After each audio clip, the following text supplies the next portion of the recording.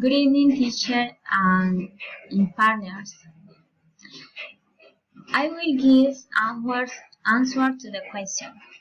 Question number 1.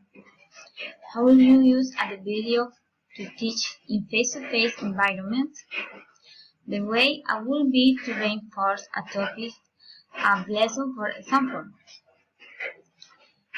If I am teaching the body parts, then I will put a video of some of the part of the body. This will make the class more dynamic and fun. And question number 2. What language skill will you practice by using this tool in face-to-face classes?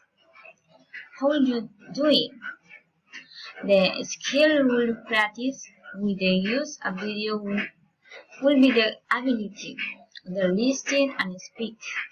I will put the video and then ask them to repeat what they heard. Question number 3. Name 3 advantages and 3 disadvantages of using videos in face-to-face environments. Advantages. 1. The class is more fun and educational. 2. Reinforce a lesson and increase learning. 3.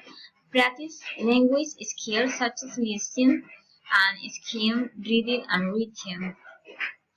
Disadvantages. The easiness since sometimes the class is not prepared well. 2. The lack of access to the technology that is in the institution. 3.